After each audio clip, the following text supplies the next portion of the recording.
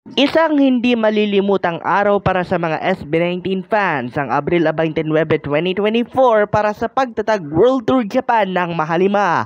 Alas 4:30 pa lamang ng madaling araw dito sa Pilipinas ay nakapila na ang karamihan ng mga nag-order ng tickets sa Tokorozawa Sakura Town Concert Complex ng Saitama Prefecture. Habang alas 8 naman ng umaga oras dito sa Pilipinas, nagsimula ang ticket scanning at ticket strapping. Karamihan ng mga 18 ay mula pa sa iba't ibang bahagi ng Japan, habang mayroon ding ibang mga kababayan natin ang lumipad pa mula sa iba't ibang sulok ng Pilipinas para lamang makakuha ng tourist visa at masilayan lamang ang P-Pop Kings. Pasado alas 3 naman ng hapon nang magsimula ang sound check para masiguro na maayos at pulido ang tugtog ng Mahalima, at sinulit din ng makabagong hari ng Philippine Pop na i-testing ang kanilang mga pinagpraktisang Nihongo skills na siya namang kinaaliwan ng mga fans. Pasado alas 6 naman ng gabi, Japan Standard Time, o alas 5 ng hapon rito sa Pilipinas naman nag-umpisa ang formal na konsyerto, at alas 8:30 naman ng gabi ito natapos. Todo naman ang buhos ng mga SB19 fans sa iba't ibang social media platforms ng kanilang pagkaaliw at pagpapasalamat dahil na rin ng todo bigay na performances na ipinaabot ng kanilang mga iniidolo para sa mga humahanga.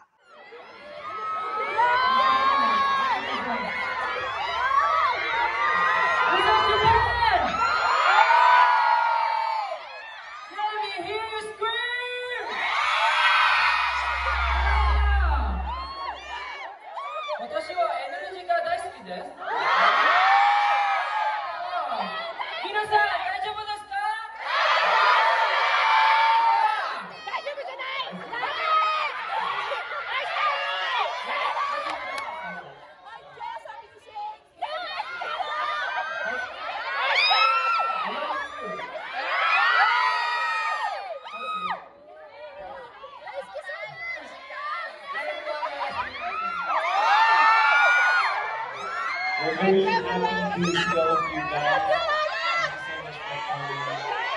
Gusto rin namin magpasalamat sa aming media partners, TFC, I Want TFC, Mix Global, Agitate Japan, and Mabuhay Radio Japan. Maraming salamat po sa inyo. And syempre, gusto namin pasalamatan ang Sony Music Philippines and Sony Music Japan. Thank you so much po.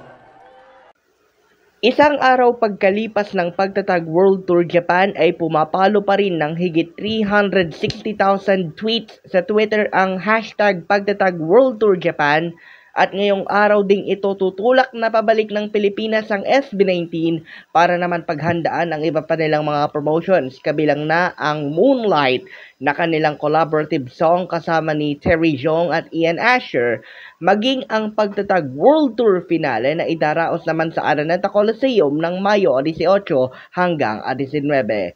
Abangan mga kamabuhay sa mga susunod na araw at oras ang ating exclusive interview kasama ng SB19 na pinangunahan din mismo ng ating main anchorman na si Sir Edmar Estabilio.